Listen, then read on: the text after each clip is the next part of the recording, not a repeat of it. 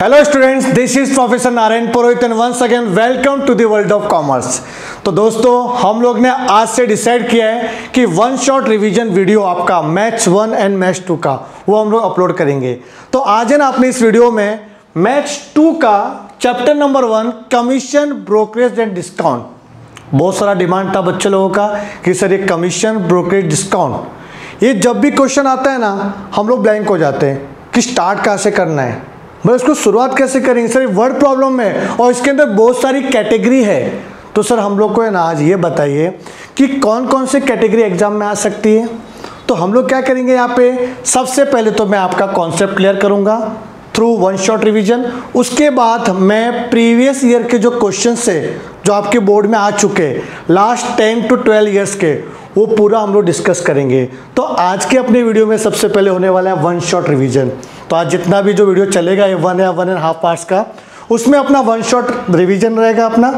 Then after मैं दूसरा और वीडियो लेके आऊँगा, उसमें हम लोग प्रीवियस ईयर के क्वेश्चंस डिस्कस करेंगे साथ साथ में। तो स्टार्ट करें chapter number 1 commission brokerage and discount. 6 marks के लिए आपके एग्जाम में आएगा। इसका मतलब आपको है ना 2 MCQ देखने मिल सकता है, ठीक है, एग्जाम में, और एक 4 मार्क्स का क्वेश्चन आ सकता है इसके अंदर, और आएगा बेटा ऐसा, ठीक है ना, 4 मार्क्स का क्वेश्चन। तो एक क्वेश्चन बनता है और 2 MCQ रहेगा अपना। अब MCQ क्रैक करने के लिए आपको ना पूरा कॉन्सेप्ट क्लियर होना चाहिए। सिर्फ रट्टा मार के जाओगे ना तो 2-3 दिन तक याद रहेगा। आप समझो कि ये कमीशन क्या है, कमीशन किसको पे करते हैं।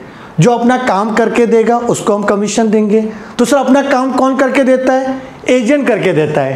तो हम क्या करते हैं, अपने गुड्स को सेल करने के लिए मिडल मैन को अपॉइंट करते हैं। उस मिडल मैन को बोलेंगे एजेंट। अब एजेंट के बहुत सारे नाम है बेटा यहाँ पे। तो क्या लिखा है यहाँ पे, ट्रांजेक्शन कर रहे हैं हम लोग, like sale, purchase, auction etcetera are usually done through some middle man and such middle man is called agents. Commission जो एजेंट को दे रहे, एजेंट को पैसा देंगे ना, उस पैसे को क्या बोलते हैं, कमीशन।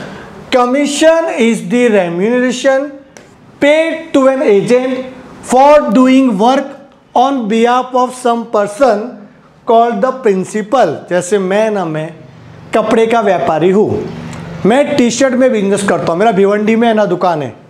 अब मैंने क्या किया, मुझे ना बेंगलोर में गुड्स सेल करना है। तो मैंने बेंगलोर के किसी लोकल बंदे को बोला कि भाई मुझे बेंगलोर का लैंग्वेज नहीं आता, काम करिए, मेरा टी शर्ट है, इतनी मस्त क्वालिटी है, तू प्रचार कर वहाँ पे और मेरे गुड्स को सेल करवा के दे, ठीक है, बदले में मैं आपको कुछ पैसा दूंगा, उसको बोलेंगे कमीशन। तो ये कमीशन हो गया अपना। तो कमीशन है ना जो एजेंट को अपन पे कर रहे हैं, वो अपने बिहाफ में काम कर रहा है। और हम कौन है, प्रिंसिपल, हम ओनर है बिजनेस के। तो मैं प्रिंसिपल हो गया और वो मेरा एजेंट हो गया। अच्छा, एजेंट के बहुत सारे नाम है, एग्जाम में आएगा MCQ में ये वाला। Agent, commission agent, broker, auctioneer, factor और डेल क्रेडिटर एजेंट। सुनते हैं क्या है, जो नॉर्मल होता है आपका कमीशन एजेंट, उसको बोलेंगे अपन कमीशन एजेंट। मतलब हम अब उसको अपॉइंट कर रहे हैं और वो अपने गुड्स को सेल करवा के दे रहा है, तो उसको जो अपन पेमेंट देंगे उसको बोलेंगे कमीशन, उस बंदे को बोलेंगे कमीशन एजेंट। तो सर ये ब्रोकर क्या होता है, देखो प्रॉपर्टी पे जो डील होता है, समझो मुझे है ना एक लोकेलिटी में एक प्रॉपर्टी पसंद आई है, अब उस प्रॉपर्टी है ना किसी ब्रोकर के थ्रू मैं खरीद रहा हूँ। अच्छा, ब्रोकर कौन होते हैं पता है, कि जिसको खरीदना है और जिसको बेचना है उन दोनों को एक टेबल पे लेके आता है कि भाई तुमको ये माल बेचना है, ये प्रॉपर्टी बेचना है, ठीक है, एक खरीदार है, उसको ही खरीदना है, तुम दोनों आ जाओ मेरे ऑफिस में, बैठ के बात करते हैं, डील करते हैं। तो डील करवा के दे रहा है, तो बायर और सेलर को एक टेबल पे लेके आएगा, उसको बोलेंगे broker. Who brings together the buyer and seller and charges from both the parties. दोनों से कमीशन कमाता है वो, तू भी 2% दे, तू भी 2% दे, तू भी 1% दे, तू भी 1% दे। मतलब वो डिसाइड होता है म्यूचुअली कि कितना एजेंट कमीशन चार्जेस रहेगा, रेट कितना रहेगा। अब ये ऑक्शनियर क्या होता है कि ऑक्शन के थ्रू आपका माल बिकवा के दे रहे हैं, बोली लगती है, बोली। जैसे IPL में आपने सुना रहेगा कि जो प्लेयर लोग, ठीक है, कौन सा टीम कौन से प्लेयर को परचेस कर रहा है, तो वो ऑक्शन के थ्रू होता है। तो जो ऑक्शन करवा रहा है ना, ऐसा बोलता है कि भाई 1 करोड़ 1, 1 करोड़ 2, 1 करोड़ 3, ठीक है, सीधा सोल्ड आउट। तो ऐसा कुछ प्रोसीजर होगा, वो क्या होता है अपना ऑक्शनियर करके होगा। तो who carries out transaction of sale of goods by auction, तो बहुत सारी मतलब वहाँ पे बायर आएंगे, लॉट्स ऑफ बायर अवेलेबल रहेंगे, और किसी एक बायर को जो भाग्यशाली रहेगा उसको सेवा का मौका मिलेगा, ठीक है ना, उसको वो प्लेयर मिलेगा। अच्छा, फैक्टर क्या होगा? फैक्टर बेटा, फैक्टर बहुत अच्छा चीज़ है। इसमें क्या होता है पता है कि एजेंट है ना, एजेंट वो गुड्स का पोजीशन अपने पास ले लेता है और अपने ओन ब्रांड नेम पे वो सेल करता है। क्या लिखा है? Who take position of the goods to sell them in his own name. Suppose मेरे को है ना पता है कि मेरा टी शर्ट समझो बिक नहीं रहा है, तो मैंने किसी अच्छे ब्रांड वाले के पास गया, मैं बोला भाई तुम्हारा गुड्स मेरे को चाहिए, ठीक है, क्वालिटी तुम्हारी चाहिए, मैं क्या करूँगा अपने ब्रांड नेम पे आपके गुड्स को सेल करूँगा। मतलब मैं पहले उसके गुड्स का पोजीशन अपने पास लिया, फिर मैं सेल करवा रहा हूँ, ठीक है, और मेरे खुद के नाम पे, खुद के ब्रांड नेम पे, तो हो गया अपना फैक्टर। ऐसा आएगा एमसीक्यू में बेटा, याद रखना पड़ेगा अपने को। और डेल क्रेडिटर एजेंट, मुझे ये बताओ, एजेंट ने अपने को एक पार्टी के बारे में बताया कि भाई यहाँ पे एक बायर अवेलेबल है, आप सेल कर दो। समझो मैंने एजेंट के कहने पे माल बेच तो दिया, बट रिकवरी नहीं हो पा रही है। वो जो था ना बायर, वो चला गया गुड्स लेके, कि नॉर्मली अपन सेल करते हैं और क्रेडिट बेसिस पे भी करते हैं, तो क्रेडिट पीरियड भी होता है ना 2 महीना 3 महीना, तो हमने वेट किया, उसने पैसा दिया नहीं। क्या आप एजेंट को पकड़ोगे? क्या एजेंट रिस्पॉन्सिबल होगा कि भाई किसको बता दिया तूने, भाई वो तो पागल था, हाँ कौन सी पार्टी को बता दिया आपने, मैंने गुड्स सेल तो किया बट पैसा रिकवर नहीं हो रहा है। तो उस केस में क्या होगा पता है? उस केस में एजेंट रिस्पॉन्सिबल नहीं होगा। अगर आप एजेंट को ज़्यादा कमीशन देते हो तो फिर एजेंट आपका पैसा भी रिकवर करके देगा, मतलब एजेंट वसूली भाई का काम भी करेगा, वसूली भाई। तो यहाँ पे क्या लिखा है? डेल क्रेडिटर एजेंट कौन होते हैं? जिनको अपन एक्स्ट्रा कमीशन देते हैं ताकि वो पैसा रिकवरी करके भी देगा। तो हु गिव्स गारंटी, ऐसा बंदा जो गारंटी ले रहा है, कैसा? That buyer will pay the amount. अगर बायर ने सेल प्राइस नहीं पे किया तो एजेंट अपने जेब से उसको पैसा दे देगा सेलर को। तो समझ में आ रहा है? तो उसको आप एक्स्ट्रा पैसा दे रहे हो ना, उसको बोलते हैं डेल क्रेडिटर कमीशन, और जिसको आप एक्स्ट्रा दे रहे हो उसको बोलेंगे del creditor agent, del creditor agent करके। यहाँ तक क्लियर है बेटा? आप देख सकते हो देखो एमसीक्यू कैसा आएगा। यह आपके गवर्नमेंट टेक्स्ट बुक में है ना, कुछ एमसीक्यू है, आप मुझे आंसर करना। जैसे पहला क्वेश्चन क्या लिखा है? An agent who gives guarantee to his principal that party will pay the sale price. बोलो उस एजेंट को क्या बोलेंगे हम लोग? Del creditor agent. कि जो भी है ना कस्टमर, वो पैसा वसूल करके, मतलब कस्टमर पैसा देगा। उसके बाद ये agent who is given the position of the goods, मतलब वो गुड्स का पहले पोजीशन लेता है, अपने पास कस्टडी में रखता है गुड्स, और फिर अपने खुद के ब्रांड नेम पे बेचेगा, तो उसको क्या बोलेंगे बेटा? फैक्टर बोलेंगे। अंडरस्टूड? ओके, नेक्स्ट वाला कुछ फिल इन द ब्लैंक्स भी है, देख लो। A person who draws the bill is called, भाई ये कहाँ से आ गया? ये तो दूसरा है ना, रुको रुको रुको, ये दूसरा है, इससे अच्छा है ना मैं आपको बताता हूँ। एक मैंने लिया तो था, हाँ ये रहा, ये वाला देखो, वो तो दूसरा है, मैं आपको कवर करूँगा आगे। जो ड्रॉवर होता है, जो गुड्स को मतलब बिल को ड्रॉ करता है ड्रॉवर, जो बिल को एक्सेप्ट करता है ड्रॉवर, वो आगे कॉन्सेप्ट आएगा, वो बाद में लेता हूँ मैं। पहले इसकी बात हो रही है, एजेंट की बात हो रही है। क्या लिखा है? And dash is an agent who sells the goods by auction. Auction के थ्रू गुड्स को सेल करवा रहा है, उस बंदे को क्या बोलेंगे? ऑक्शनियर। ठीक है ना, यहाँ पे लिखा हुआ है, ये स्पेलिंग आप यूज करना कौन सा? ऑक्शनियर करके, ठीक है यहाँ पे। Then after a dash is an agent who brings together the buyer and seller, दोनों को साथ में लेके आएगा। वो प्रॉपर्टी वाले केस में होता है, जो इमूवेबल प्रॉपर्टी होती है वो बिकवा रहा है बंदा, उसको बोलेंगे ब्रोकर, और उसको जो पैसा देते हैं उसको बोलते हैं ब्रोकरेज।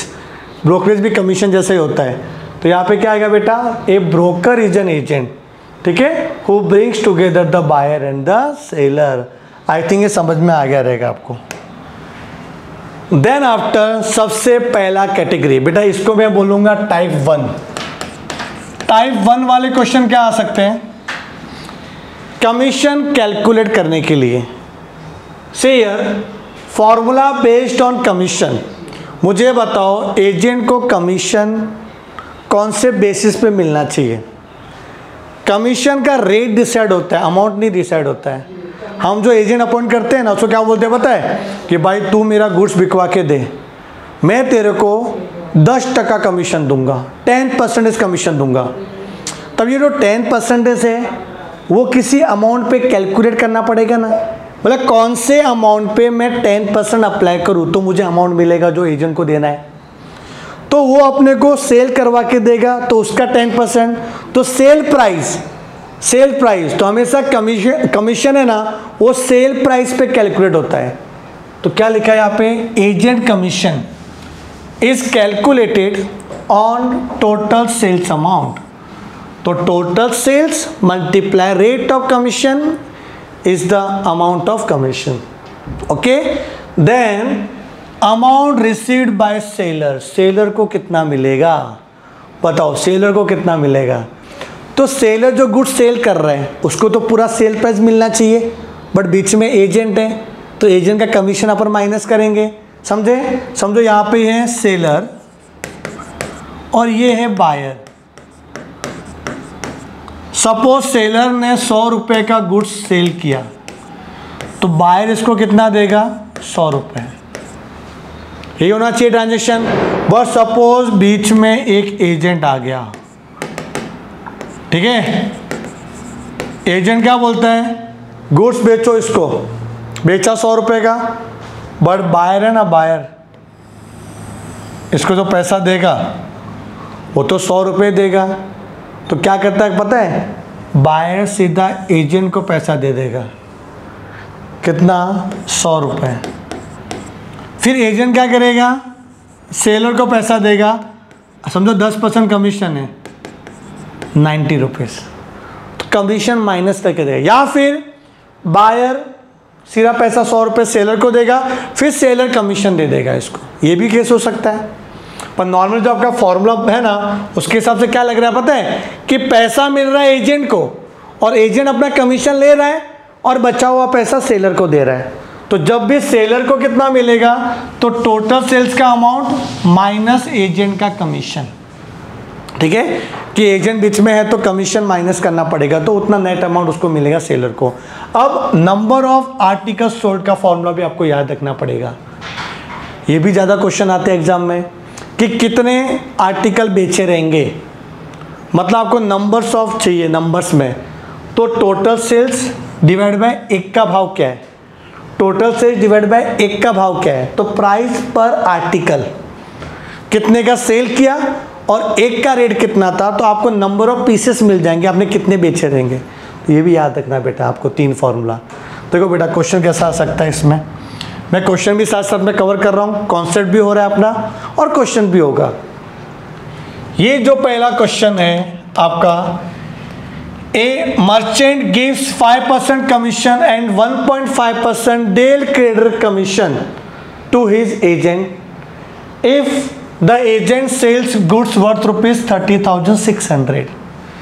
तो मुझे ये बताओ सेल प्राइस कितना है? सेल कितने का करवाया? तो सेल से अपना ₹30,600। थोड़ा सा फास्ट करेंगे बेटा, तो मैं स्टेप बाय स्टेप नहीं लिख पाऊंगा, आप समझ जाना क्या मैं आपको अमाउंट निकाल के बता देता हूँ, क्योंकि ये पूरा 1 शॉट रिवीजन है, फटाफट मुझे कराना पड़ेगा, ठीक है? How much does the he get? He मतलब किसकी बात कर रहे हैं हम लोग? मर्चेंट की बात कर रहे हैं। व्यापारी को कितना मिलेगा? व्यापारी बोले तो सेलर, सेलर को कितना पैसा मिलेगा? तो सेलर को कमीशन माइनस करके मिलेगा।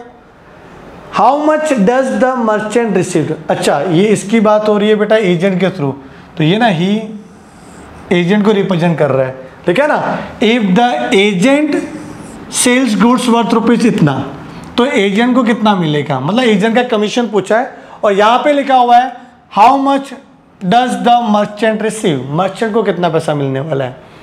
तो मर्चेंट को सेलर को कितना मिलेगा? टोटल सेल्स माइनस कमीशन का अमाउंट। तो यहाँ पे सेल्स दिया हुआ है, तो बताओ कमीशन एट द रेट 5% निकालना आएगा, फटाफट निकाल के बताओ इसका 5% कितना होएगा बेटा, 2 0 2 0 गया, ठीक है। 5 6 30, 5 3 15, 1530 ये आपका ऑर्डिनरी कमीशन है। उसके बाद एक है आपका डेल क्रेडर कमीशन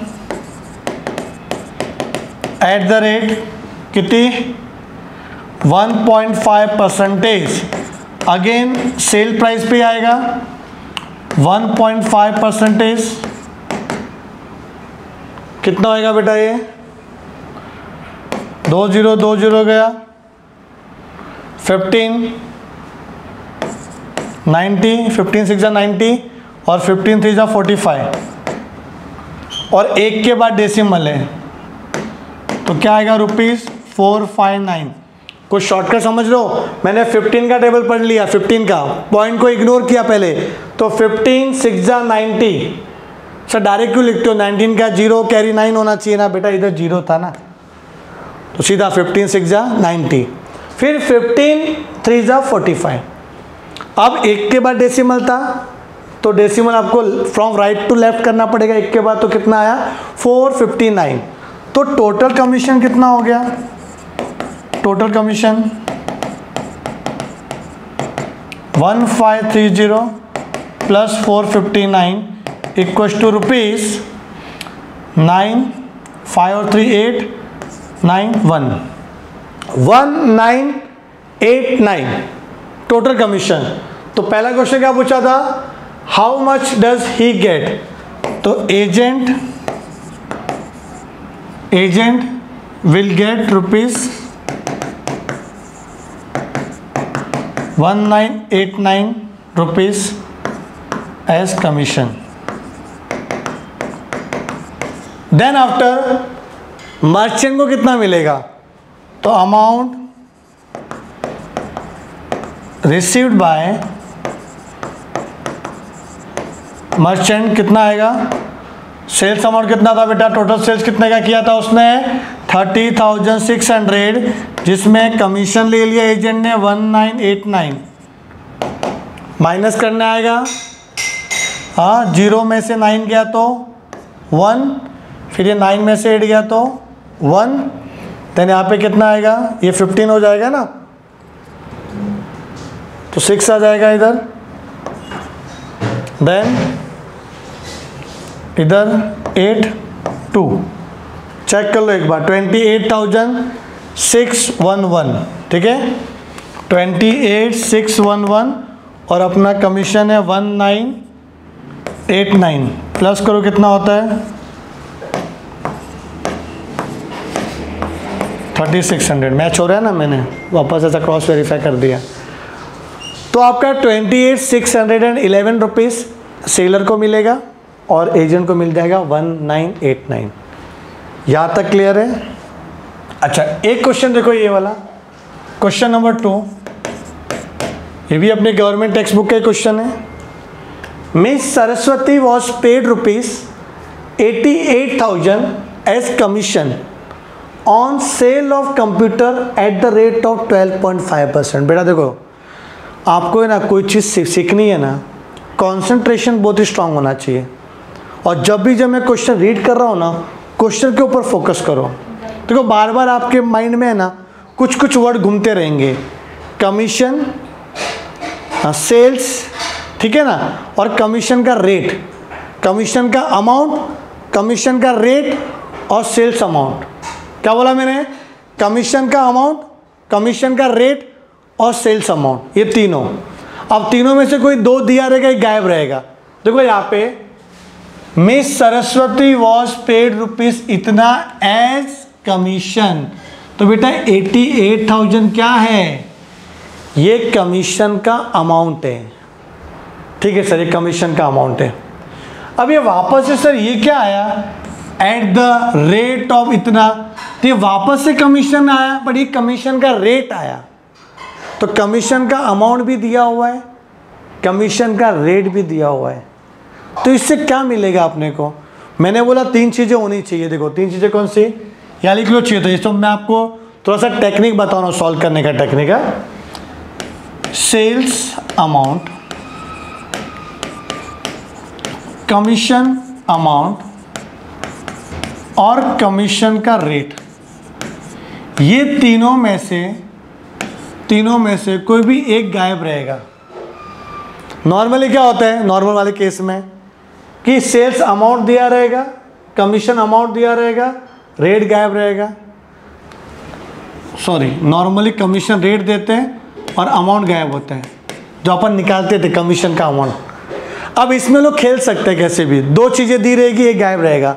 जैसे ये वाले केस में अपने को रेट दिया हुआ है और कमीशन का अमाउंट दिया है और सेल्स अमाउंट गायब है, तो निकाल सकते हैं। और एक ही फॉर्मूला यूज़ करना जो मैंने आपको लिखवाया, देखो ये वाला, चाहे कुछ भी हो आपको फॉर्मूला यूज़ करना है, फॉर्मूला नंबर 1।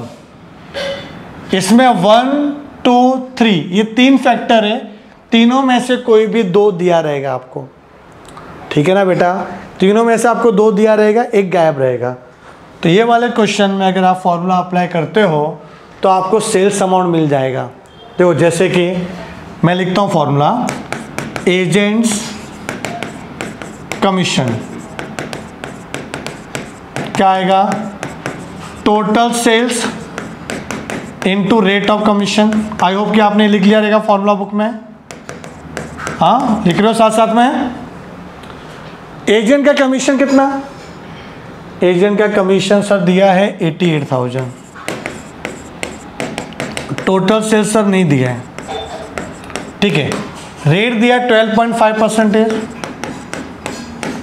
अपॉन 100, 12.5%, यहाँ तक क्लियर। अब यहाँ पे 100 है या एक के बाद डेसिमल है, पहले हम लोग डेसिमल को गायब करते हैं। तो डेसिमल को गायब करने के लिए इंटू 10, तो यहाँ पर भी इंटू 10, एक के बाद डेसिमल था तो डेसिमल गायब हो जाएगा यहाँ पे। तो 88,000 equals to total sales multiply 125 upon 1000, चूम अंतर हो गया। अब आप इसको इधर लेके जाओगे, इसको अपॉन में लेके आओगे, टाइम लगेगा। काम करो, 25 का टेबल याद रखना, 25 का टेबल बहुत काम आता है। तो 25 5 जा 125 एंड 25 4 जा 100, फिर 5 1 जा 5, 5 8 जा 40। अब 8 उधर आएगा तो क्रॉस मल्टीप्लाई हो जाएगा इधर, तो टोटल सेल्स का अमाउंट आएगा 88,000 मल्टीप्लाई 8। तो मैं बड़ा अलग तरीके से करा रहा हूँ, ये अलग तरीके से, शायद आपने किसी और तरीके से फॉलो किया रहेगा, पर मैं चाहता हूँ कि मैं एक ही मेथड फॉलो करूँ जो सारे सब में एप्लीकेबल हो। बार बार भटको मत, वो एक फॉर्मूला जो मैंने बताया ना स्टार्टिंग वाला, फर्स्ट वाला, वही सब में अप्लाई करो, आपका आंसर आएगा। तो ये दिक्कत इसीलिए आती है चैप्टर से कि सर थोड़ा समझता है, फिर नया क्वेश्चन आता है, फिर वो नए मेथड से सम सॉल्व होता है कि हमने देखा स्टैंडर्ड सॉल्यूशन अलग अलग है। तो क्या सब लोग सॉल्यूशन चेंज करते हैं ना, तो अब भी फिर डिमोटिवेट हो जाते हैं कि भाई ये क्या, उसको तो उस तरीके से किया था, इसको इस तरीके से क्यों किया। सबको एक तरीके से सॉल्व करो, ट्रस्ट में आंसर आएगा। ट्राई तो करो अलग तरीके से, ठीक है ना। तो ये जो अपना मेथड है ना, यही फॉलो करना आप।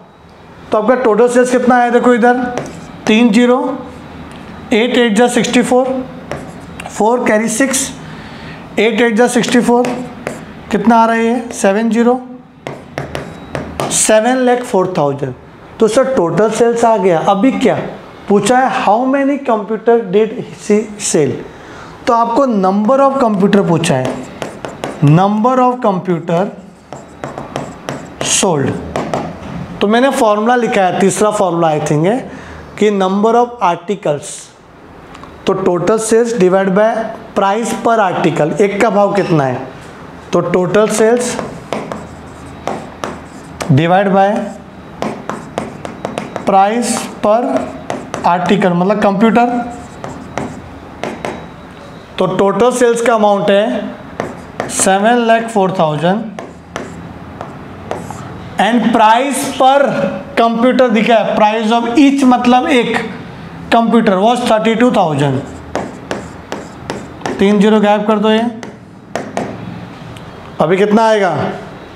हाँ 704 है और 32 है। ज़्यादा दिमाग नहीं लगाना है मेरे को। हाँ इसका आधा कितना होता है? 16। इसका आधा कितना होता है? 35 2 जा 70, 352। आधा आधा किया, वापस से आधा कर लो। इसका आधा कितना होगा? 8। इसका आधा कितना होगा? 2 1 जा 2, 2 7 जा 14, 2 6 जा 12। फिर 8 से जाएगा ये, 8 2 जा 16, 8 2 जा 16, 22। क्लियर है कि नहीं बेटा? तो ये आपका आ गया number of article sold by seller. I think ये समझ में आ गया रहेगा, फर्स्ट वाला कैटेगरी। वैसे बहुत सारी वैरायटी है, देख सकते हो आप। अब ये वाला टाइप, ये है अपना बेटा टाइप 2। फर्स्ट टाइप में 3 फॉर्मूले थे, ठीक है ना। अब सेकेंड वाला टाइप देख लो। अच्छा फर्स्ट टाइप में 3 ही फॉर्मूले थे ना। कौन से फॉर्मूले बताओ मुझे, क्या क्या था फॉर्मूला? सबसे पहला formula agents commission equals to total sales multiply rate of commission. दूसरा फॉर्मूला क्या था? Amount received by seller equals to total sales minus agents commission. And तीसरा number of articles sold equals to total sales divide by price per article. अब ये दूसरा category क्या है भाई? दूसरा कैटेगरी क्या है सर? हाँ सर थोड़ा सा दिक्कत देता है ये वाला भी क्वेश्चन। फिर वापस से एक और ट्रू डिस्काउंट आ जाता है इस चैप्टर में। ये सीखने वाले रहते हैं कि एक और नया कॉन्सेप्ट आ जाता है। 4 टाइप वाले क्वेश्चन है टोटल है चैप्टर में, 4 कैटेगरी है। पहला कैटेगरी कवर हो गया, ये देख लो दूसरा कैटेगरी बहुत ही सिंपल है। देखो सबसे पहले जब मैन्युफैक्चरर है ना, मैन्युफैक्चरर गुड्स को रेडी करता है, गुड्स को प्रोड्यूस करता है, तो एक प्राइस उसको डिसाइड करना पड़ता है। समझो मैं ना ये वाला पेन प्रोड्यूस करता हूँ, ठीक है। मैंने इस पेन को प्रोड्यूस किया, मैन्युफैक्चर किया कि मस्ट स्टाइलिश जो अपना बोर्ड है इस पर लिखता है पेन, ठीक है। तो मुझे इसका कॉस्टिंग पड़ा, सपोज सब कॉस्टिंग पड़ा 80 रुपीज़ पड़ा। कितना पड़ा? 80 रुपीज़। तो इसका कॉस्ट है अपना 80 रुपीज़। ध्यान देना आप अच्छे से। अब जब मैं इसको पैकिंग करूंगा तो यहाँ पे कुछ MRP भी तो लिखना पड़ेगा। MRP मैक्सिमम रिटेल प्राइस कितना लिखूंगा पता है मैं? ये इसमें मेरा प्रॉफिट मार्जिन तो ऐड करूंगा ही कॉस्ट पे, साथ में और भी कुछ ऐड करूंगा कि मुझे किसको डिस्काउंट भी तो देना पड़ेगा। देखो आप मैन्युफैक्चरर हो, मैन्युफैक्चरर फर्स्ट जो आपका सप्लाई चेन वहाँ से जाएगा कस्टमर के पास। तो जो कस्टमर के पास जाता है ना, तो कस्टमर MRP पे ध्यान देता है। जागो ग्राहक जागो, आप MRP से ज़्यादा रेट ले ही नहीं सकते, ठीक है ना। तो आपको एक मैक्सिमम प्राइस लिखना पड़ेगा। तो समझो मैंने 80 तो मेरा कॉस्ट है, प्रॉफिट मार्जिन मैंने 10 रुपये रखा है इसमें फॉर एग्जांपल, फिर भी मैं इसको है ना MRP 100 रुपये लिख दिया। समझो MRP 100 रुपये, मैक्सिमम रिटेल प्राइस। इस MRP को बोलते हैं बेटा लिस्ट प्राइस। क्या बोलते हैं? List price. इसका और भी नाम है कैटलॉग प्राइस, ठीक है, और मार्क प्राइस, MRP। ये 4 नाम है, मतलब एक ही है, मैक्सिमम रिटेल प्राइस। 100 रुपये डिसाइड किया। अब मैन्युफैक्चरर के पास आया होलसेलर, ठीक है, बोलता है हमें ना 1-2 पेन नहीं चाहिए, मुझे ना 1 लाख पेन परचेस करने हैं, 1 लाख पेन परचेस करने हैं। अरे वाह 1 लाख का रिक्वायरमेंट है, बताओ कितने का दिया? बोला काम करो 10% डिस्काउंट ले लो, ठीक है। तो 100 रुपये का था, 90 रुपये किया, चलो आपके लिए इतना क्वांटिटी दे रहे हो तो हम उसको डिस्काउंट दे रहे हैं। और ये ट्रेडिंग के टाइम पे डिस्काउंट हो रहा है, वो अपने से ट्रेड कर रहा है, बाइंग सेलिंग, तो उसको बोलेंगे ट्रेड डिस्काउंट। अब ट्रेड डिस्काउंट किस पे कैलकुलेट होगा? तो ऊपर क्या था? List price. तो trade discount is always calculated on list price. ये पिरामिड आपको याद रखना है। अब लिस्ट प्राइस से अपना ट्रेड डिस्काउंट माइनस हो गया, तो 100 रुपये था अपना MRP, 10 रुपये गया, कितना बचा बेटा? 90 रुपीज़। अब जो बिल बनेगा ना, बिल, उस बिल पे 100 रुपये लिख के कभी नहीं आएगा, उस पर आता है अपना 90 रुपये लिख के। ट्रेड डिस्काउंट की एंट्री देखो मारते नहीं थे अकाउंट्स में, अपन सिर्फ कैश डिस्काउंट की एंट्री रिकॉर्ड करते थे। तो ट्रेड डिस्काउंट तो भाव तोल हुआ, जो भी फाइनल प्राइस हुआ 90 रुपीज़। तो 90 rupees is the invoice price. Billing पे प्राइस क्या आएगा? 90 रुपीज़। ओके, अब पेमेंट देने की बारी आई। एक लमसम अमाउंट दे रहा हूँ मैं, थोड़ा तो कंसेशन बनता है ना, रेडी कैश अवेलेबल है मेरे पास 90 रुपये, ठीक है, बिल दिख रहा है 90 रुपये का, फिर भी कस्टमर थोड़ा क्या होता है और बार्गेनिंग करवाता है पेमेंट के टाइम पे, वो हो गया बेटा कैश डिस्काउंट। और डिस्काउंट मिला समझो 5%, तो कितना हो गया इसका 5%? 4.5 रुपये, चलो राउंड ऑफ ले लेता हूँ मैं, कितना 5 रुपये और डिस्काउंट मिला, तो 85 रुपीज़ से ना वो आ गया नेट सेलिंग प्राइस, NSP, नल्ला सुपारा मत लिखना इधर, ठीक है। नेट सेलिंग प्राइस है ना, आपको याद रखना, ये आपका नेट अमाउंट जो सेलर को मिलेगा, किससे मिलेगा? बायर से मिलेगा, तो नेट सेलिंग प्राइस आ गया। अब इस नेट सेलिंग प्राइस को मैं कंपेयर करूंगा कॉस्ट प्राइस से, तो कॉस्ट कितना था अपना 80 रुपये, कितना कमाया? 5 रुपये कमाया। अगर पॉजिटिव में आंसर आया तो प्रॉफिट, नेगेटिव में आया तो लॉस। तो जब का नेट सेलिंग प्राइस है उसको आपको कॉस्ट प्राइस से कंपेयर करना पड़ेगा। अंडरस्टूड? तो मुझे बताओ पिरामिड क्या था, चलो फटाफट। सबसे ऊपर क्या था अपना? List price, then trade discount, then invoice price, उसके बाद cash discount, net selling price compare with cost price, तो क्या आएगा? Profit and loss. यहाँ तक क्लियर है आपको? पक्का? आगे बढ़े। अब इसी के बेस पे फॉर्मूला बनाया, तो प्लीज़ बेटा फॉर्मूला आप रट्टा मत मारना। तो बेटा है ना, ये आपको याद रहेगा ना पूरा का पूरा पिरामिड, तो आपको फॉर्मूले भी याद हो जाएंगे। प्लीज़ फॉर्मूला रट्टा मत मारना। चलो मैं एक फॉर्मूला आपसे पूछता हूँ, कैश डिस्काउंट का क्या आएगा बताओ। कैश डिस्काउंट तो आपको रेट दिया रहेगा, हमें अमाउंट निकालना है। बताओ इस पिरामिड में कैश डिस्काउंट के ऊपर क्या था? कैश डिस्काउंट के सर ऊपर था इनवॉइस प्राइस, देखो इनवॉइस प्राइस। तो कैश डिस्काउंट का फॉर्मूला क्या बनेगा? Invoice price multiply rate of cash discount, ठीक है। देखो ये वाला फॉर्मूला बन गया ना,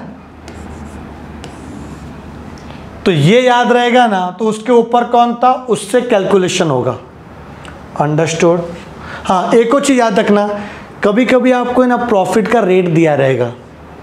अब रेट ऑफ प्रॉफिट दिया हुआ है, तो प्रॉफिट किस पे निकलेगा? सेल्स पे निकालते हैं कि कॉस्ट पे निकालते हैं? बताओ प्रॉफिट किस पे होगा कैलकुलेशन? तो कुछ नहीं दिया होता ना, तो अपने पास कॉस्ट अवेलेबल होती है, तो आप कॉस्ट पे प्रॉफिट मार्जिन ऐड करके माल बेचते हो। तो अगर कुछ भी मेंशन नहीं किया हुआ है क्वेश्चन में, सिर्फ इतना दिया कि रेट ऑफ प्रॉफिट 10%, तो 10% किस पे अप्लाई करोगे? कॉस्ट प्राइस पे अप्लाई करेंगे। किस पे करेंगे बेटा?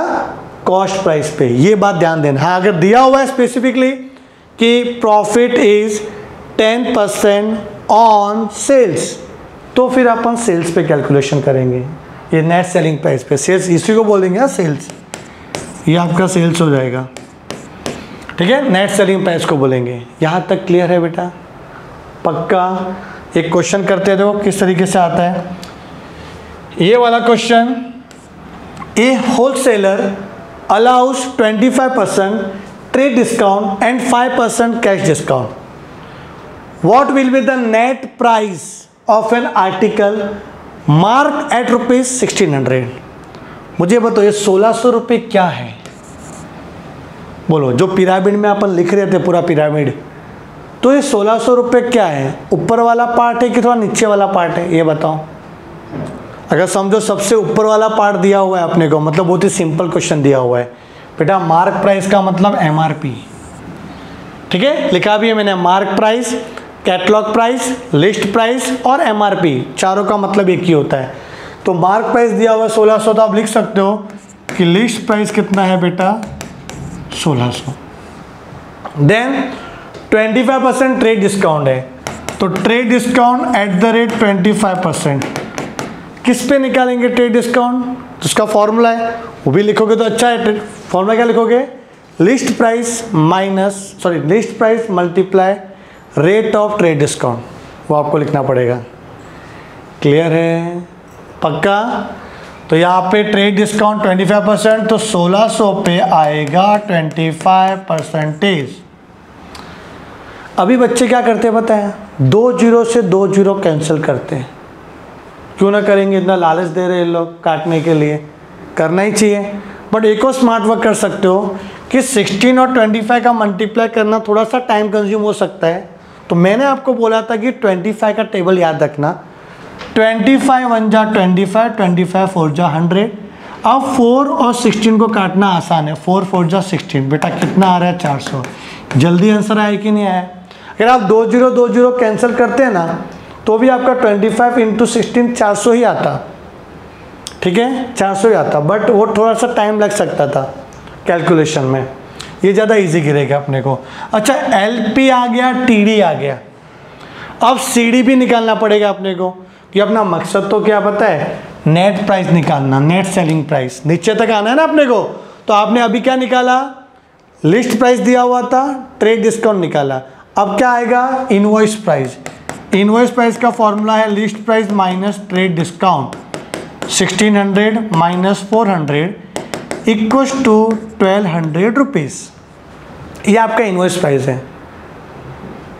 अभी क्या करना चाहिए बताओ, पिरामिड में क्या था, IP के नीचू कौन है, IP के नीचू है CD, तो cash discount at the rate कितना 5%, तो 1200 का 5%। अभी क्या स्मार्ट वर्क करेंगे, 2 0 2 0, क्योंकि 5 का टेबल तो इजी है, 12 5 जा 60। अरे भाई टेबल तो आना चाहिए भाई, टेबल आना चाहिए, उसके बिना मैच कैसे होगा। हाँ अभी क्या आएगा इसके बाद, net selling price NSP, formula क्या है, invoice price minus CD, invoice price 1200 और CD 60 इक्वल्स टू 1140। पक्का, डन डना डन। तो ये सिंपल क्वेश्चन मैंने ले लिया, अब कुछ भी लोग ऊपर नीचे कर सकते हो, तो अपने समझ में, कॉन्सेप्ट क्लियर है ना। अपना टारगेट क्या है वन शॉट में, कि आपका कॉन्सेप्ट क्लियर होना चाहिए क्या है।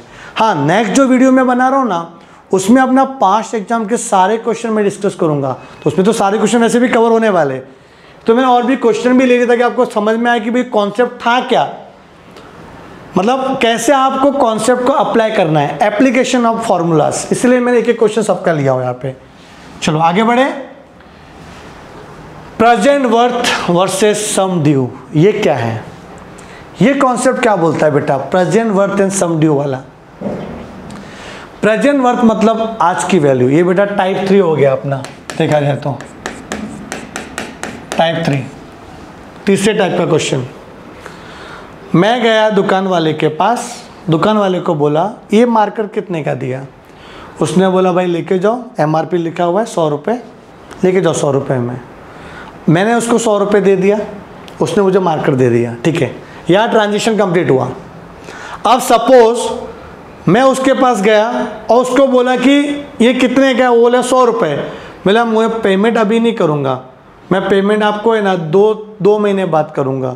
तो वो क्या बोलेगा, वेट, अब इसकी वैल्यू 100 रुपये नहीं है। अगर आप 2 महीने बाद पैसा दे रहे हो तो मैं भी तो कुछ ज़्यादा चार्ज करूँगा आपसे। 100 रुपये तो ये आज की वैल्यू है, this is the present worth of marker. आप मुझे पेमेंट 6 महीने बाद दे रहे हो या 2 महीने बाद दे रहे हो, तो थोड़ा बहुत तो टाइम वैल्यू ऑफ मनी होता है, थोड़ा बहुत चार्ज करूँगा मैं एज ए इंटरेस्ट। तो वो है अपना क्या, सम ड्यू।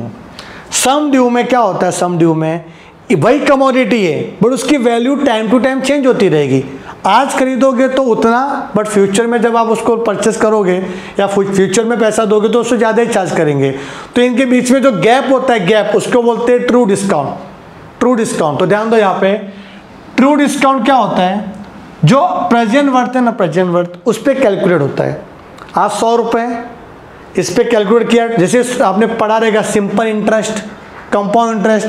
पता है सिंपल इंटरेस्ट आपने स्कूल के टाइम में पढ़ा था, P into N into R upon 100, याद आ रहा है कि नहीं याद आ रहा है।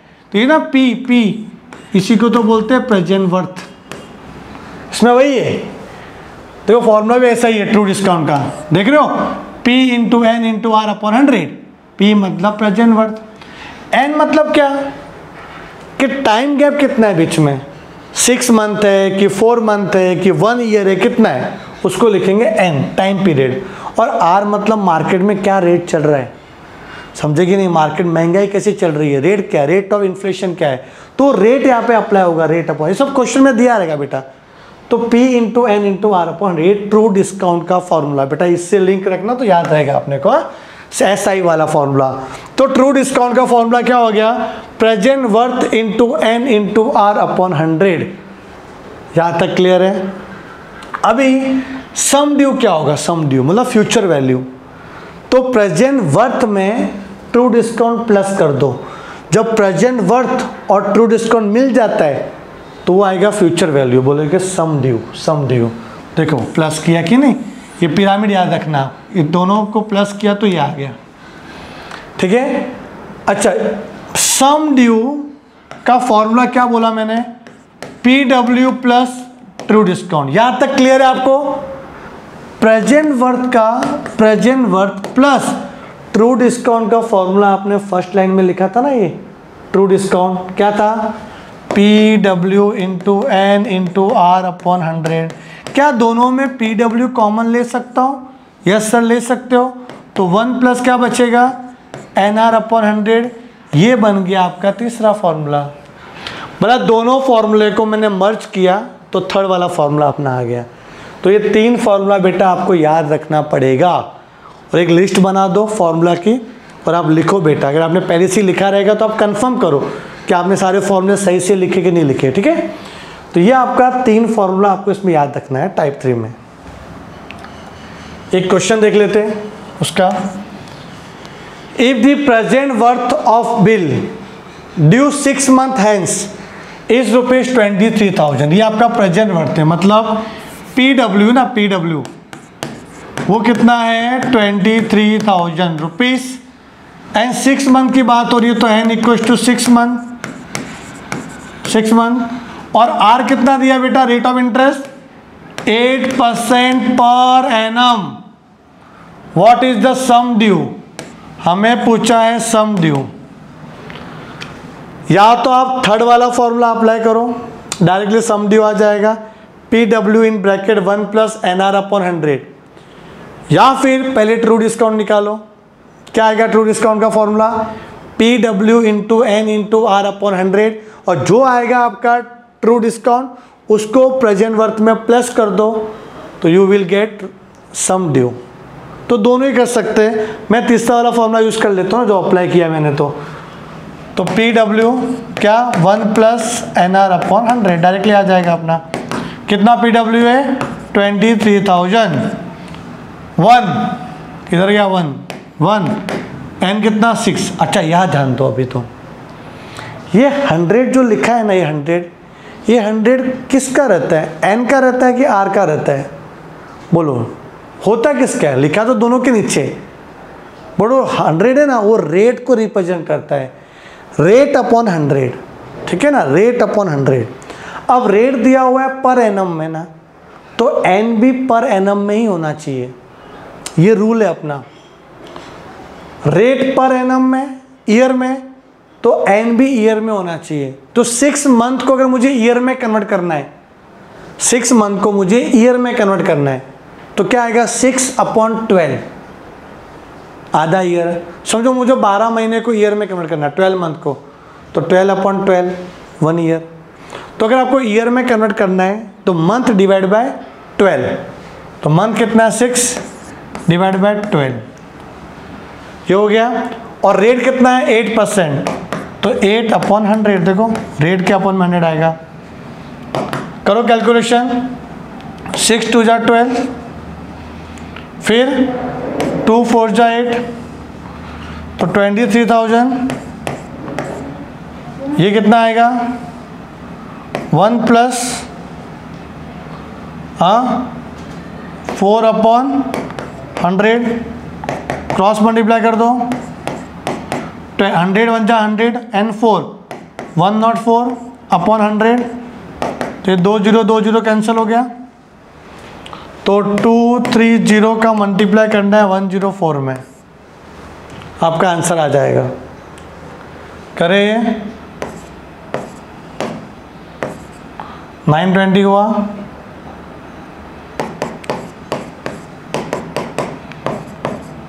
बोलो कितना आ रहा है 23 920 कंप्लीट। अच्छा एक और मेथड क्या था कि पहले आप निकालो ट्रू डिस्काउंट, क्या था present worth into N, N कितना 6 मंथ और आर 8, ये निकालो पहले, 2 0 2 0 गया, 6 2 12, 2 4 8, 920। ठीक है, इस 920 को आप प्लस कर लो 23,000 में, आ गया 23 920। मतलब आंसर तो मैच ही हो रहा है ना अपना। तो आपकी मर्जी कैसे करना है, ऐसा भी कर सकते हो, वैसा भी कर सकते हो। क्लियर है आपको? ये जो सबसे अवेटिंग टॉपिक है वो है अपना डिस्काउंटिंग ऑफ बिल, सबसे इंपॉर्टेंट बेटा, डिस्काउंटिंग ऑफ बिल टाइप 4, और मैं बोल सकता हूँ ये लास्ट टाइप है आपका। ये होने के बाद आपका एक चैप्टर फिनिश।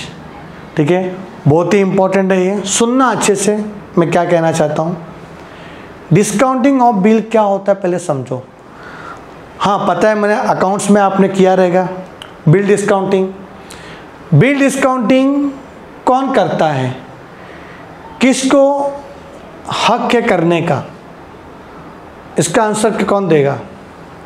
आप कमेंट कर सकते हो बेटा कि बिल डिस्काउंटिंग कौन करवाता है, क्या सेलर करवाता है कि बायर करवाता है? उसका जवाब दो मुझे। ये जितने भी ऑप्शन होते हैं ना कि bill send to bank for collection, bill discounting, endorsement of bill, समझे कि नहीं, ये सारा राइट होता है सेलर का, सेलर ही कर पाता है। क्योंकि सेलर को ही तो पैसे चाहिए थे बायर से, और सेलर ने तो बिल्स ऑफ एक्सचेंज बनाया था। ठीक है, जो बिल ड्रॉ करता है वो सेलर ही तो होता है, सेलर को तो पड़ी है, सेलर को पैसे लेने हैं। देखो तो सारे जो है ना, सारे ऑप्शंस वो सेलर के लिए अवेलेबल है। अब बिल डिस्काउंटिंग होता क्या है कि पहले सेलर होता है और बायर होता है। ठीक है, बायर ने गुड्स परचेस किया, सेलर ने बेचा। अब किसी ने बोला कि भाई जो बायर है ना थोड़ा सा तड़ीपा रहे हैं, ये सब है ना अपनी मतलब ना बातों में सबको फंसा देता है, सबको बोलता है कि कसम से पैसा दे दूंगा, कसम से पैसा दूंगा, और ये पता नहीं किसकी कसम खाते रहता है। ठीक है, इसकी कसम पे ट्रस्ट नहीं कर सकते, और कोर्ट में कसम नहीं चलती कि जज साहब इसने माँ कसम खाई थी वो पैसा देगा। अरे ये क्या हो गया, आपको डॉक्यूमेंट्री प्रूफ चाहिए कि वो पैसा क्यों देगा आपको। तो क्या हुआ पता है, जब मुझे बात पता चली कि ये जो बायर है ये अपने को पैसा नहीं देने वाला, ऐसा लग रहा था मेरे को, तो मैंने बायर को बुलाया एक दिन, बोला बायर भाई तुम लिख के दो, प्रॉमिस करो कि तू मुझे पैसा देगा 2 महीने बाद, कि तुमने मेरे से गुड्स लिया है। ठीक है ना, तूने मेरे से गुड्स लिया है तो तू लिख के दे, तू पैसा देगा। बायर बोलता मैं लिख के नहीं देगा, लिखना नहीं आता मेरे को। ठीक है तू लिख के मत दे, मैं लिखता हूँ, तू साइन तो कर सकता है, अंगूठा तो मार सकता है। ठीक है, तो मैं लिखता हूँ। तो मैंने क्या किया, पेपर पे मेरे जो लेटर हेड रहेगा, मेरे दुकान का नाम वगैरह रहेगा, मैंने एक बिल बनाया, लिखा बिल्स ऑफ एक्सचेंज, ड्रॉवर मतलब मैं ही सेलर, और ड्रॉवी मतलब जो बायर है उसका भी एड्रेस वगैरह सब लिखा, फॉर्मेट भी आपके अकाउंट्स में, वो इतना डिटेल में मैं नहीं जाता। तो मैंने क्या किया, वो पूरा फॉर्मेट भरा, बिल ड्रॉ किया, और उसको मैंने साइन करने के लिए भेज दिया। उसने साइन भी कर लिया साइन, वो बन गया ड्रॉवी, मैं बन गया ड्रॉवर। तो ये आ गया ड्रॉवर और ड्रॉवी का रिलेशन। अब पहले गुड्स सोल्ड होता है उधारी में, फिर बिल ड्रॉ होता है। हाँ अब क्या होगा, उसने प्रॉमिस कर दिया कि वो ड्यू डेट पे मेरे को पैसा देगा। अब ड्यू डेट के पहले मेरे को पैसे का रिक्वायरमेंट है। अब मैं किसके पास जाऊंगा, अब मैं वापस से उसके पास जाऊंगा तो वो मुझे भगा देगा, बोला तो बोला तो मैं पैसा दे दूंगा, लिख के दिया मैंने, और क्या चाहिए तेरे को, बच्चे की जान लेगा क्या। तो मैंने क्या किया, ठीक है उसके पास नहीं गया, मैं बैंक के पास गया। बैंक मेरे को पैसे चाहिए, मेरे पास कुछ घर वर तो नहीं है कि मैं गिरवी रखूँ, काम के मेरे पास एक बिल पड़ा हुआ है जो एकदम पक्का प्रूफ है कि मेरे को पैसे मिलने वाले हैं 2 महीने बाद, तो ये बिल रख और मुझे पैसे दे दे, इसको बोलते हैं बिल डिस्काउंटिंग। तो मैं बैंक के पास गया, बिल डिस्काउंट कर रहा है। बिल डिस्काउंट मतलब ऐसा नहीं कि बिल डिस्काउंट में दे दिया, ऐसा नहीं होता हो। बिल डिस्काउंटिंग मतलब ड्यू डेट के पहले सेलर को पैसा मिल रहा है, amount received by seller before due date from bank. ठीक है ना, तो बैंक से हमें पैसा मिलेगा। तो पेमेंट बाय ड्रॉवी, फिर क्या करेगा, ड्यू डेट पे ड्रॉवी पैसा दे देगा किसको, बैंक को। बेटा ड्रॉवी किसको पैसा देगा पता है, ड्रॉवी पैसा उसको देगा जो ड्यू डेट पे बिल लेके आएगा, बिल प्रेजेंट करेगा ड्यू डेट पे। समझो बिल, इसका बिल खो गया सेलर का, मैंने चुरा लिया और मैं वो बिल लेके ड्रॉवी के पास गया ड्यू डेट पे, तो ड्रॉवी मेरे को पैसा देगा। अरे ड्रॉवी का तो काम क्या है कि वो बिल ले लेना है और पैसा दे देना है, समझे कि नहीं। तो यहाँ पे ये पूरा प्रोसीजर समझना पहले तो क्या होता है। अब देखना यहाँ पे चीज़ें कैसे निकल के आएगी। अगर ये कॉन्सेप्ट क्लियर है आपका कि बिल डिस्काउंटिंग का, तो ये आपको पूरा समझ में आएगा भाई। ये लास्ट पार्ट है अपना इस थ्योरी का। It means discount charge by bank. देखो ये जो ना बैंक का डिस्काउंट, इसकी बात कर रहा हूँ मैं। बिल डिस्काउंटिंग का कॉन्सेप्ट आपको क्लियर है। अब बिल डिस्काउंटिंग में सबसे पहले आता है बैंक का डिस्काउंट। देखो बैंक समाज सेवा करने नहीं बैठी है, बैंक आपको वक्त के पहले पैसा दे रही है, वक्त के पहले, बिफोर ड्यू डेट बैंक आपको पैसा दे रही है, तो बैंक का कुछ एक्सपेक्टेशन तो रहेगा ना, बैंक कुछ चार्जेस तो लेगी, उसको बोलते हैं बैंक का डिस्काउंट। ठीक है, अच्छा चार्जेस कितने पीरियड के लिए लेगी वो मुझे बताओ। यहाँ पे मैं ना एक नंबर लाइन वाला बनाना पड़ेगा अपने को बेटा, ये कंपलसरी आपको बनाना पड़ेगा समझने के लिए। देखो क्या है ये, सबसे पहले ऐसा है बिल ड्रॉ कब किया, क्वेश्चन में दिया रहेगा, उसके बेस पे आप है ना, उसके बेस पे आप निकालते हो लीगल ड्यू डेट। यहाँ पे लिख देता हूँ मैं लीगल ड्यू डेट। ठीक है, यहाँ पे बिल ड्रॉ हुआ, ठीक है, यहाँ अपने को फ्यूचर में पैसा मिलेगा, it's a legal due date. इन दोनों के बीच में डेट आती है bill discounting, bill discounting date या डेट ऑफ बिल डिस्काउंटिंग। अब आप बैंक के पास गए ड्यू डेट के पहले, बेटा ड्यू डेट के बाद थोड़ी बैंक के पास जाएंगे यार, ड्यू डेट पे तो पैसे मिल जाएंगे, फिर बैंक के पास क्यों जाऊंगा मैं। ड्यू डेट पे अपने को ड्रॉवी पैसा दे देगा, मैं जाऊंगा बैंक के पास ड्यू डेट के पहले और बिल बनने के बाद। बिना बिल नहीं के मैं बैंक के पास जा ही नहीं सकता, बिना बिल ही ड्रॉ नहीं किया तो मैं क्या बैंक के पास प्रूफ लेके जाऊंगा। तो बिल ड्रॉ और लीगल ड्यू डेट के बीच में आएगा। अब बैंक है ना इस पीरियड का इंटरेस्ट चार्ज करेगी अपने से, इस पीरियड का, ठीक है। तो इसको अपन बोलेंगे क्या, एन, है ना, एन वाला। तो एन क्या हो गया, डिस्काउंटिंग पीरियड। क्या बोलेंगे इसको बेटा, डिस्काउंटिंग पीरियड। आपको काउंट करना पड़ेगा, सम आएगा तो डेट काउंट, डेज काउंट करना पड़ेगा, days from the date of bill discounting to legal due date, उसको बोलेंगे डिस्काउंटिंग पीरियड। ठीक है, from the date of bill discounting to legal due date. यहाँ तक क्लियर है। अब देखो मैंने ना बिल ड्रॉ किया था ड्रॉवर के ऊपर, सॉरी ड्रॉवी के ऊपर, तो ड्रॉवर ने बिल ड्रॉ किया था ड्रॉवी के ऊपर, तो बिल में अपन है ना एक अमाउंट तो लिखेंगे, उसको बोलेंगे फेस वैल्यू। क्या बोलेंगे, फेस वैल्यू, कितना पैसा फ्यूचर में मिलेगा।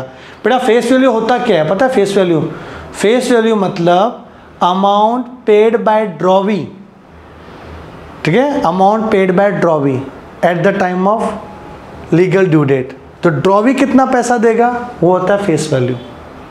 यहाँ तक क्लियर है। तो सर ये कैश वैल्यू क्या होता है, कैश वैल्यू ये होता है कि amount received bye drawer from bank, bank कितना पैसा दे रही है ड्रॉवर को। अब मुझे ये बताओ, बैंक है ना, बैंक ड्रॉवर को फेस वैल्यू से ज़्यादा पैसा देगी कि कम देगी। सर कम देगी। ज़्यादा क्यों देगी, कि आपको तो पैसा सिर्फ 100 रुपये मिलने वाला है, यहाँ पे तो फेस वैल्यू 100 है, तो कैश वैल्यू 100 से कम ही रहेगा, समझो 90 रुपये। समझेगी कि अपना डिस्काउंट भी तो लेगी वो, समझ में आ रहा है। तो बैंक क्या करेगी, अपना डिस्काउंट माइनस कर देगी और जो पैसा है वो किसको देगी, ड्रॉवर को देगी। तो कैश वैल्यू क्या होता है, फेस वैल्यू माइनस बैंक का डिस्काउंट। बेटा अभी आपके कुछ डाउट है वो भी क्लियर होने वाले हैं धीरे धीरे, सुनना वापस से। फेस वैल्यू मतलब amount paid by drawee, cash value मतलब अमाउंट पेड बाय बैंक, ठीक है। तो बैंक हम लोग कितना पैसा देगी। अब यहाँ पे आ जाते हैं कि सर ये बैंकर्स गेन क्या होता है। Bankers gain, bankers gain, true discount जो हमने पढ़ा था ना, ट्रू डिस्काउंट इसके पहले ही, या ट्रेड डिस्काउंट बोलो तो true discount into N into R upon 100। और बैंकर्स गेन का एक और फॉर्मूला है, banker discount minus true discount. फिर बैंकर डिस्काउंट का फॉर्मूला है true discount 1 plus N R upon 100। और बैंकर डिस्काउंट का एक और फॉर्मूला, देखो दो फॉर्मूला बैंकर डिस्काउंट का। एक क्या फॉर्मूला बैंकर डिस्काउंट का, face value into N into R upon 100। अब ये बैंकर्स गेन का आप कॉन्सेप्ट बताता हूँ क्या होता है, सुनना अच्छे से। सब लोग फॉर्मूला तो रट्टा मार लेते हैं, बट इसका रियल में कॉन्सेप्ट पता नहीं कि क्या है। मुझे बताओ, ये ना ये सेलर, हाँ ये सेलर बैंक के पास जा रहा है बिल लेके, ठीक है। अब बिल की जो वैल्यू है वो 100 रुपये, ठीक है। अब बैंक ने जो पैसा दिया इसको वो होता है कैश वैल्यू, और जो ड्रॉवी है बायर वो बैंक को पैसा देगा 100 रुपये। अब मुझे ये बताओ कि बैंक है ना, बैंक डिस्काउंट क्यों ले रही है, क्यों वक्त के पैसा दे रही है, वक्त के पहले पैसा दे रही है। तो बिफोर ड्यू डेट पैसा बैंक दे रहा है ड्रॉवर को, तो जो इंटरेस्ट का कैलकुलेशन है वो किस पे होना चाहिए। नॉर्मली जितना पैसा बैंक है ना, बैंक जितना पैसा ड्रॉवर को देगी उस पे लगना चाहिए ना ब्याज। आप जब बैंक के पास जाते हो लोन मांगने के लिए, तो जितना बैंक आपको पैसा दे रही है उसी पे इंटरेस्ट कैलकुलेशन होता है ना। यहाँ पे देखो बैंक कैसा मामू बना रही है अपने को। बैंक ने अपने को कैश वैल्यू दिया, मतलब समझो 90 रुपये दिया, 90 रुपये, बट इंटरेस्ट किस पे लगा रही है, फेस वैल्यू पे। देखो यहाँ पे, कभी सोचा आपने कि बैंक है ना अपने से चार्जेस ले रही है फेस वैल्यू पे, और दिया तो क्या था, सिर्फ कैश वैल्यू दिया था, 90 रुपये दिया, तो 100 पे क्यों ले रही है चार्जेस, एक्स्ट्रा पे चार्ज ले रहे हैं ना, एक्स्ट्रा पे। वो जो एक्स्ट्रा अमाउंट जो बैंक को बेनिफिट मिल रहा है उसको बोलते हैं बेटा बैंकर्स गेन। मतलब ट्रूली कितना पैसा लेना चाहिए था, ट्रू डिस्काउंट कितना है, समझे, कितना इंक्रीमेंट वैल्यू है, और आपने लिया कितना एक्चुअल में बैंक का डिस्काउंट, फेस वैल्यू पे चार्जेस किया।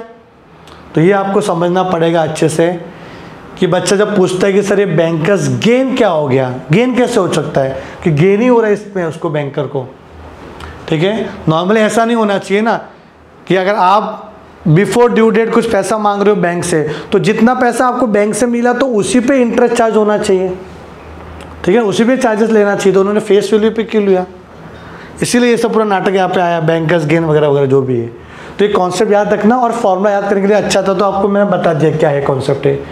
ये फॉर्मूला आपको याद करना पड़ेगा। अब मैं आपको ट्रिक बताता हूँ सर, ये बहुत कन्फ्यूजन वाला पार्ट है यार सर, बहुत। तो जिसको और भी अगर बिल्कुल कुछ भी नहीं समझ में आया, समझो किसी को ये चीज़ समझ में आ जाएगी तो आपका सम सॉल्व हो जाएगा। आपको है ना, जब इसके क्वेश्चन आएंगे, आपको ये क्वेश्चन देख के आप पहचान लोगे, ऐसा लिखा रहेगा कब बिल ड्रॉ किया है, ठीक है ना, पीरियड ऑफ बिल क्या है, बैंकर डिस्काउंट, कैश वैल्यू दिया रहेगा क्वेश्चन में। तो आपको है ना ये 5 पॉइंट और ये 5 पॉइंट ये समझना है, ये दोनों तो सेम ही है, डिस्काउंट पीरियड। तो जब भी क्वेश्चन आता है ना ये चीज़ें लिख देने की, ठीक है। अब bill date, period of bill, due date, जब बिल डेट दिया है मतलब क्या होता है, बिल डेट मतलब बिल कब ड्रॉ किया, तो डेट ऑफ बिल ड्रॉन दिया है और पीरियड ऑफ बिल दिया हुआ है, तो इससे आप लीगल ड्यू डेट निकाल सकते हो, ठीक है। उसके बाद डिस्काउंट डेट क्या हुआ, डिस्काउंट डेट आप बैंक के पास कब गए, डेट ऑफ बिल डिस्काउंटिंग, वो भी दिया रहेगा आपको। तो आपको मिल जाएगा क्या, डिस्काउंट पीरियड। क्या होता है डिस्काउंट पीरियड, यहाँ से यहाँ तक का, इसको बोलते हैं डिस्काउंट पीरियड। या फिर आपको क्वेश्चन में फेस वैल्यू दिया रहेगा, बैंक का यहाँ सब अमाउंट है, देखो यहाँ पे डेट वाइज था, डेट ज़्यादा था, फेस वैल्यू का amount, banker discount, cash value, rate of discount, और ये दोनों सेम है, डिस्काउंट पीरियड। करना क्या पता है, समझो ये 3 चीज़ें दी हुई है इधर, और यहाँ पे दिया है सिर्फ एक चीज़, मैंने ग्रीन कलर से लिखा है, यहाँ पे 3 इन्फॉर्मेशन दिया हुआ है, यहाँ पे 1 दिया हुआ है। तो शुरुआत वहाँ से करना पड़ेगा आपको। यहाँ पे कन्फ्यूजन ये होता है कि सर शुरुआत कैसे करें हम लोग। तो अगर यहाँ पे 3 दिया है, जहाँ पे 3 दिया है ना वहाँ से शुरुआत करें। तो आपको क्वेश्चन में बिल डेट दिया है, पीरियड ऑफ बिल दिया है, डिस्काउंट डेट दिया है और फेस वैल्यू दिया है और रेट ऑफ डिस्काउंट दिया हुआ, ये 5 चीज़ें दी हुई थी क्वेश्चन में। तो यहाँ पे 3 है, यहाँ पे 2 है, तो यहाँ पे ज़्यादा है ना, तो यहाँ से शुरुआत करने का मतलब पहले आपको ये सब निकालना पड़ेगा, ठीक है। उसके बाद वहाँ पे जाएंगे। यहाँ पे 3 चीज़ें दी हुई है, यहाँ पे सिर्फ 2 ही चीज़ें दी हुई है, तो शुरुआत वहाँ से करेंगे। पहले आपको BD निकालना पड़ेगा, फिर उल्टा रिवर्स कैलकुलेशन करना पड़ेगा। तो ये समझना अच्छे से क्या क्या है। देखो मैं यहाँ पे लिख लेता हूँ क्वेश्चन में, वो समझ जाएगा क्या क्या था। देखो अपने पास क्या लिखा था मैंने, बिल डेट, बोलो क्या दिया था, bill date, period of bill, period of bill, फिर ड्यू डेट, देन आफ्टर यहाँ पे discount date, discount period, discount date, discount period, फिर वहाँ पे क्या था, बैंक का discount, face value, cash value, rate of discount और डिस्काउंट पीरियड। सिर्फ क्वेश्चन देखता हूं मैं क्या क्या इंफॉर्मेशन दिया हुआ है। A bill is drawn for ₹7,000, आपने बिल ड्रॉ किया 7,000 का, तो जो बिल ड्रॉ कर रहे हैं 7,000 का बिल बना है, इसको बोलेंगे फेस वैल्यू। तो आपको फेस वैल्यू यहाँ पे दिया हुआ है क्वेश्चन में। फिर ड्रॉ कब किया, 3 मई को, तो बिल डेट दिया है 3 मई। फिर फॉर 3 मंथ्स, तो ये पीरियड ऑफ बिल दिया हुआ है, ठीक है। इज डिस्काउंटेड ऑन 25 मई, तो डिस्काउंट डेट भी दिया हुआ है। और रेट क्या दिया, डिस्काउंट का रेट 5.5, तो रेट ऑफ डिस्काउंट भी दिया हुआ है। फाइंड द कैश वैल्यू, आपको ये कैश वैल्यू निकालना है। तो यहाँ पे 3 इंफॉर्मेशन दी हुई है, यहाँ पे 2 इंफॉर्मेशन दी हुई है, मतलब ये सीधा वाला क्वेश्चन है, टेढ़ा वाला नहीं है। मतलब आपको ना यहाँ से जाना है और आपको पीरियड ऑफ बिल निकालना है काउंट करके, वही डिस्काउंटिंग पीरियड निकालना है आपका, कि आप बैंक के पास कब गए, वहाँ से लेके लीगल ड्यूटी तक काउंटिंग करना पड़ेगा। तो क्वेश्चन देखना ये वाला अच्छे से, इसमें ना आपका सबसे पहले शुरुआत करेंगे यहाँ से ही। तो बिल डेट, तो लिखो यहाँ पे डेट ऑफ बिल ड्रॉन क्या था, 3 मई। कुछ ईयर मेंशन किया था नहीं, 3 मई लिखा हुआ है, कुछ ईयर तो है ही नहीं। उसके बाद लिखना है पीरियड ऑफ बिल,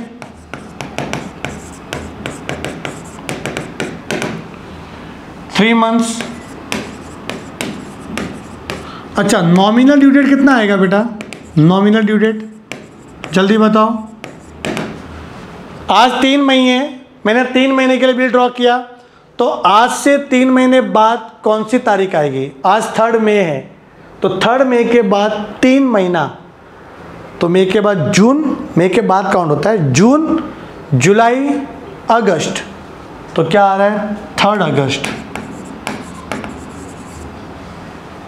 अच्छा, 3 अगस्त पब्लिक हॉलीडे हुआ तो कुछ देखने का नहीं, नॉमिनल ड्यू डेट में कुछ देखते नहीं है, वो लीगल ड्यू डेट में देखते 3 दिन काउंट करने के बाद। अभी 3 अगस्त होता कि 15 अगस्त होता तो भी मैं लिखता इधर 15 अगस्त, यहाँ पे नहीं देखते, हम क्या देखते हैं लीगल ड्यू डेट के टाइम पे, लीगल ड्यू डेट। अब क्या आता है लीगल ड्यू डेट, 3 अगस्त के आगे 3 दिन गवर्नमेंट अपने को एक्स्ट्रा देती है, तो 3 दिन इधर ऐड करो, ऑलवेज 3 डेज का ग्रेस पीरियड होता है, 3 और 3 6, तो 6 अगस्त। यहाँ देखने का क्या 6 अगस्त पब्लिक हॉलीडे है क्या, अगर समझो 6 अगस्त पब्लिक हॉलीडे होता तो एक दिन पहले लिखता मैं, और समझो 6 अगस्त सडन हॉलीडे हो गया, हाँ जैसे कोविड आया था ना तभी, तो कोविड के टाइम पे एकदम सडनली आपको हॉलीडे डिक्लेयर किया गया, तो एक दिन बाद होता है उसमें, ठीक है ना। तो 6 अगस्त में कोई पब्लिक हॉलीडे नहीं है, तो ये आ गया आपका लीगल ड्यू डेट। यहाँ तक क्लियर है। अब आपका डिस्काउंट डेट कौन सा है? डिस्काउंट डेट क्या है?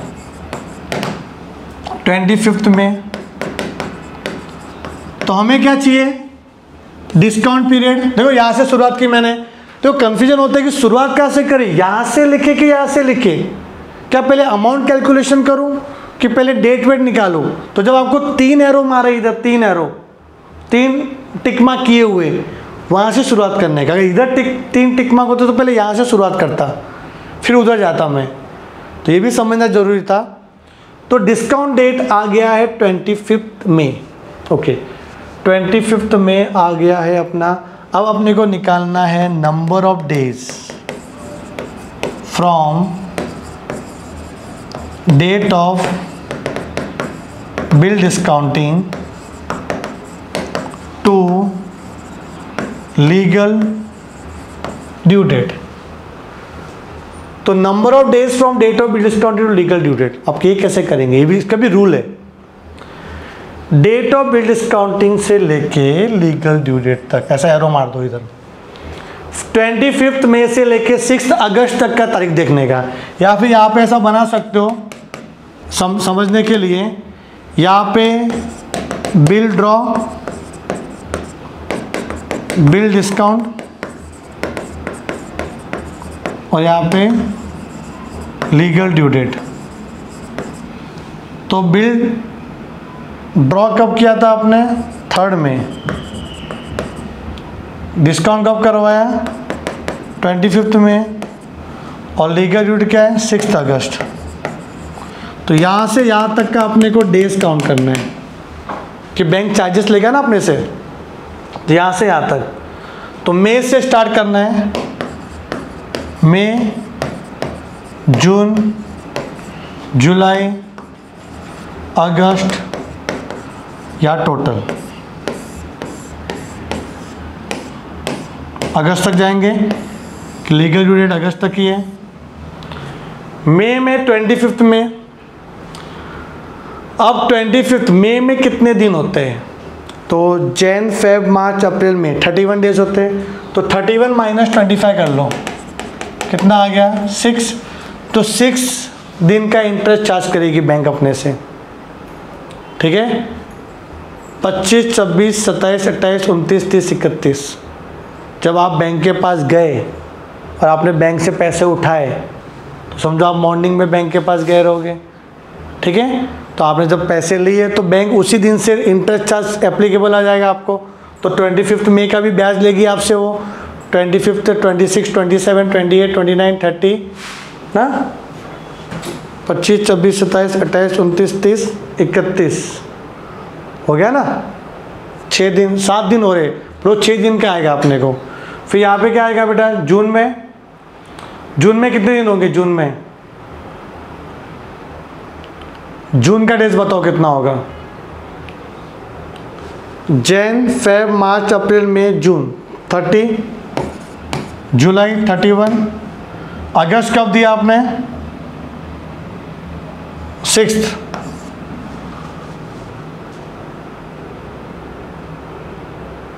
यहां तक क्लियर है? यहां तक क्लियर है बेटा? कितना आ रहा है टोटल? 6 और 6 12, और 1 कितना है? 13। 13 का कितना आएगा? 3 कैरी 1 7, 73। देखो मैं आपको कंक्लूजन बताऊँ कैसे करना है।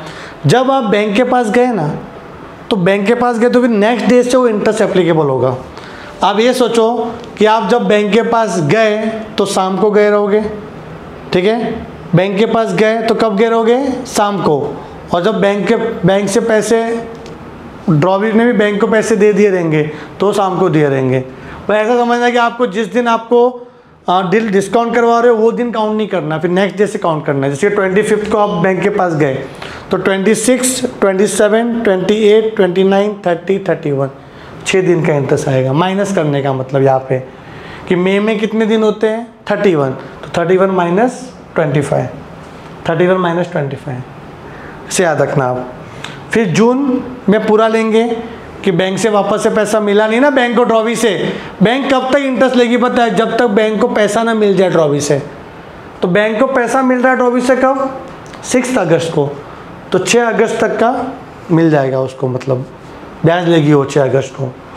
तो 6 अगस्त, ठीक है, ये पूरा काउंट करो, 6 और 6 12, 1 13 का 3 कैरी 1, 3 3 6 7, 73 आ गया। तो यहाँ पे एन क्या आ गया, मतलब इसको क्या बोलेंगे, डिस्काउंट पीरियड।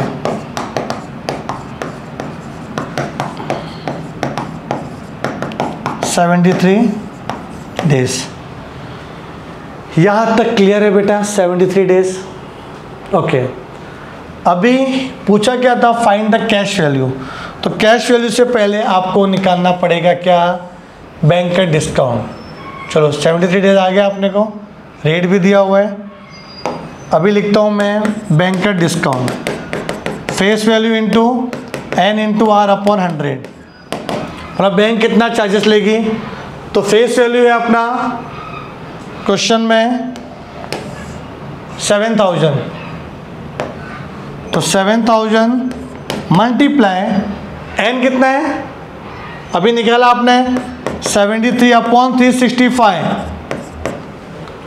कि 73 डेज है। अगर डेज को ईयर में कन्वर्ट करना है, डेज को अगर ईयर में कन्वर्ट करना है तो डिवाइड बाय क्या आएगा, 365 इनटू रेट ऑफ इंटरेस्ट 5.5%।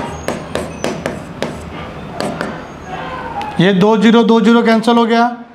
73 का टेबल बेटा थोड़ा बहुत बना सकते हो इसमें, ये थोड़ा बड़े क्वेश्चन होते हैं ना, बट यहाँ पे ना आपको 73 से कैंसिल होगा, तो अभी ना 73 का टेबल याद रखना। तो 73 1 जा, 73 5 जा, ठीक है, 1/5, फिर ये 5 से कैंसिल होगा 1.1, हाँ 5 1 जा 5, 5 1 जा 5, फिर 70 इंटू 1.1, तो 1 0 से पॉइंट हट गया, 7 इंटू 11 कितना आएगा, ₹77। ये आपका आ गया बैंक का डिस्काउंट। मतलब बैंक आपसे 77 रुपीज़ लेगी और फिर आपको पैसा देगी, उसको बोलते हैं कैश वैल्यू। कैश वैल्यू क्या होगा, फेस वैल्यू माइनस बैंक का डिस्काउंट। फेस वैल्यू आपका था 7000, बैंक विल चार्ज ₹77, तो कितना बचेगा बेटा, ये बोलो 6000 9 23, ठीक है, 6923 बच रहा है कि नहीं, हाँ क्लियर है, 6923। तो बेटा ये जानना जरूरी है अपने को कि एन का कैलकुलेशन कैसे होगा। वापस सुनना, एन का जो कैलकुलेशन है वो क्या होता है कि बैंक कितने टाइम के लिए अपने से ब्याज लेगी। तो from date of bill discounting to legal due date, तो डेट ऑफ बिल डिस्काउंटिंग वाला डेज है ना, वो काउंट नहीं होता, तो उसको माइनस करते हैं। मतलब आपको क्या करना है, समझो यहाँ पे 6 अगस्त को आप 25 मई को आप बैंक के पास गए थे, तो मई में कितने दिन होते हैं ना, उसमें से माइनस कर लो 25, वो यहाँ लिख देने का अपने को। मतलब बैंक है ना, वो 6 नेक्स्ट डे से इंटरेस्ट काउंट करेगी, 26 27 28 29 30 31 6 डेज, तो यहाँ भी तो गड़बड़ हो सकती है। फिर जून जुलाई में तो पूरा ही ब्याज लेगी कि उसको अगस्त में पैसा मिल रहा है बैंक को 6 तारीख को।